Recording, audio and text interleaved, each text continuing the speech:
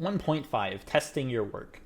The last step of the function design recipe that I mentioned just before is to test your code. But how? This is a very important question.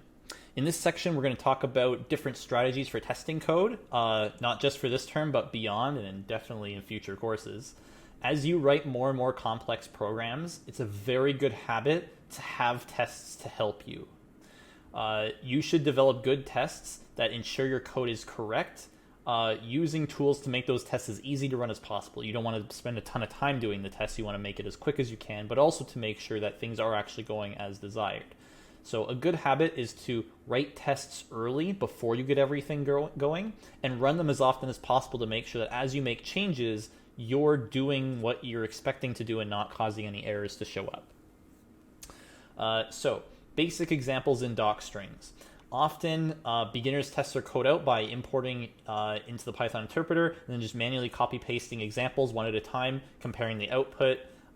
This takes a lot of time. You can make a lot of mistakes this way. You mess up a number somewhere. It's great for quick sanity checks, but you can do better.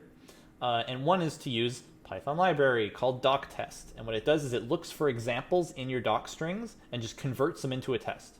To use this, you can add the following code to the bottom of any Python file, import doctest and doctest.testmod.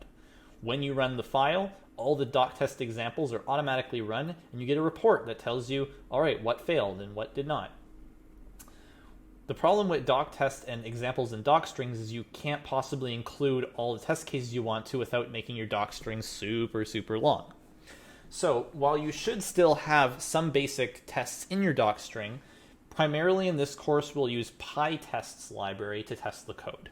This library lets you write your tests in a separate file, and so you can include the exhaustive set of tests without cluttering the code itself, because it's a lot to sift through that isn't necessary. In the first lab, you'll see an example of PyTest, and we'll see plenty more throughout the term, so I probably won't go through too many examples here.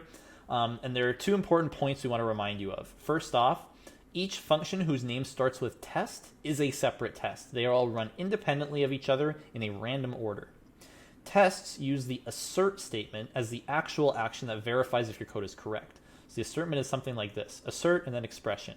The expression should be Boolean, preferably, such as, x is 3, to test something about your function. So an assertion succeeds if this is true, and it fails if this is false. A single test function in PyTest can have multiple assert statements. The test passes if all the assert statements are valid, but if any of them fail, then the test is a failure. We said earlier that keeping tests in separate files from your source code enables you to write a big set of tests without worrying about the length. But what does exhaustive mean? What does it mean to have an exhaustive set of tests? In general, it's actually kind of hard to choose test cases that verify for sure that your code is correct with no errors. That's almost impossible to do.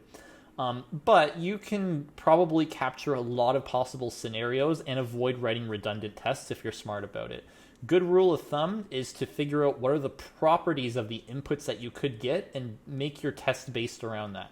So take, for example, suppose your function uses integers. What integers should you check?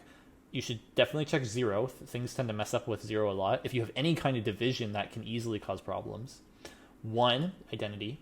Positive numbers, negative numbers. A lot of people forget negative numbers.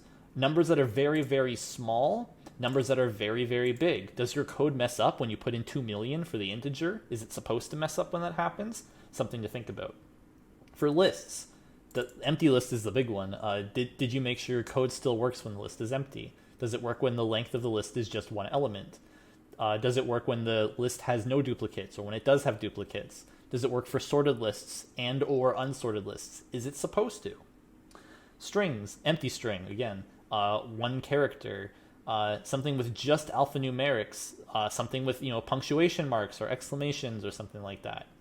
For any functions that take in multiple inputs, you also probably want to consider relationships between those inputs. So if you get two numbers as input, you might want one test where one is bigger than the other. You might want one test where they're equal, one where they're vastly different from one another. It's kind of up to you to figure out when you need to do that. Now, these are just rules of thumb. Just following these instructions does not guarantee your code has no bugs.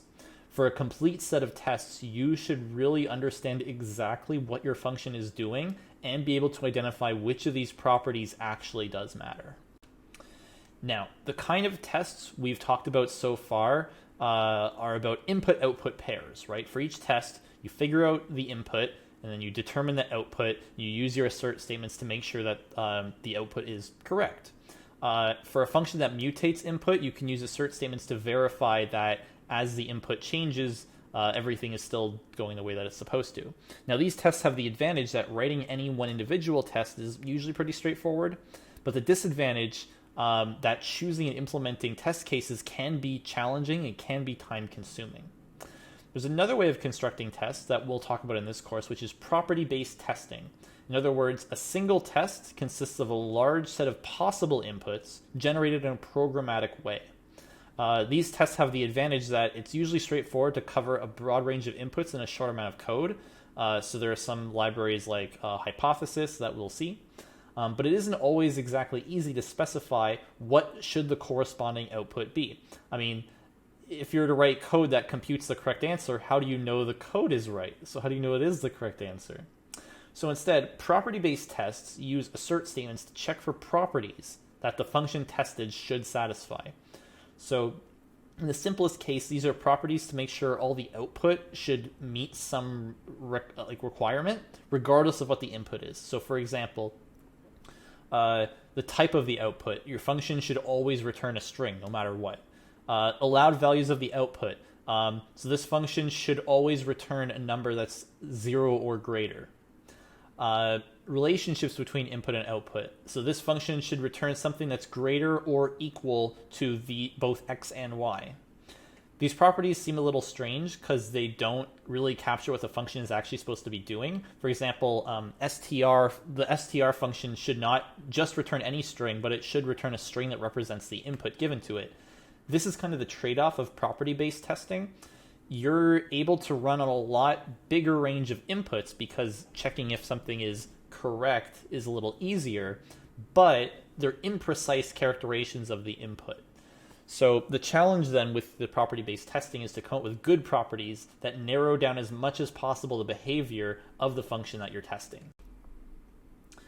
Now, ideally you want to use these in combination. So doc tests are just for basic functionality, sanity check. Does this actually even remotely approach what we expect it to do? Test suites with something like PyTest are used to fully assess is your code correct with carefully chosen test cases generated often by hand. Property-based tests with a tool like Hypothesis are used for more shallow assessment of correctness, but you can do this on a larger number of automatically generated test cases.